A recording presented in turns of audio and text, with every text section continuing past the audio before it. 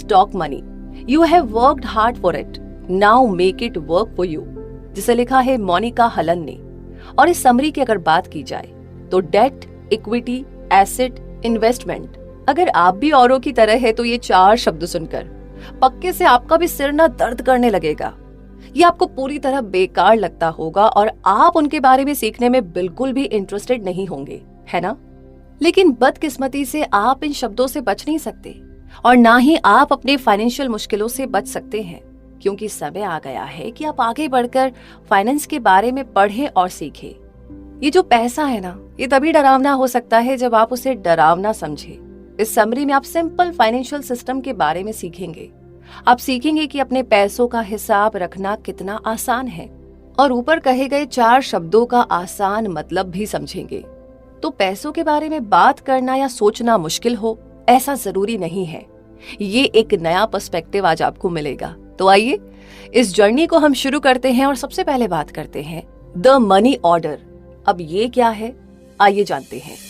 क्या कभी ऐसा भी समय रहा है आपके साथ जब आप अपने पैसे के बारे में चिंता नहीं कर रहे थे? जब आप काम पर जाते हैं तो आप बिल्स पे करने के बारे में सोचते हैं। बस में जब ड्राइवर आपको बताता है कि बस का किराया बढ़ गया है, तब आप चिंता करते हैं। आपको कैफे में एक पेस्ट्री खरीदने में भी बहुत बुरा लगता है कि आप इस पैसे को बाद के लिए बचा सकते थे, हालांकि आपको अच्छी पेस्ट्री खाए हुए बहुत समय हो गया। तो कितना ही कुछ क्यों ना कर ले, आपको ये पैसे से जुड़ी प्रॉब्लम कभी खत्म होती दिखाई ही नहीं देती। लेकिन इन सभी परेशानियों का हल है, सॉल्यूशन है। कोई भी अपने फाइनेंशियल मैटर को खुद हैंडल कर सकता है। इसे बहुत कॉम्प्लिकेटेड होने की जरूरत नहीं है। अपनी फाइनेंशियल लाइफ को एक पैसे के बक्से की तरह देखिए। अगर आपको आसान लगे तो आप इसे पिग्गी बैंक की तरह भी देख सकते हैं।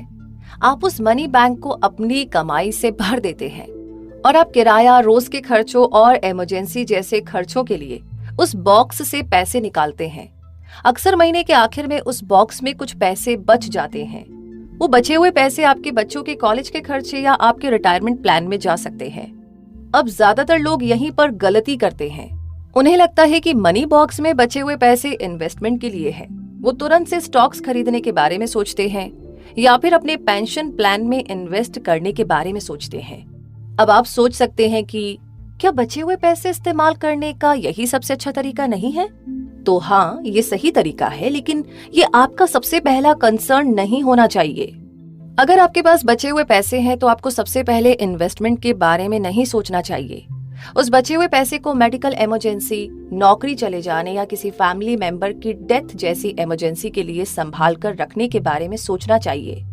इसलिए आपका पहला कंसर्न यही होना चाहिए कि ऐसे अनएक्सपेक्टेड समय के लिए, जिसे हम कहते हैं अड़ी भगत, उसके लिए आप कुछ पैसे अलग करके रखें, खास तौर पर उस समय के लिए जब आपको ज्यादा पैसों की जरूरत पड़ सकती है।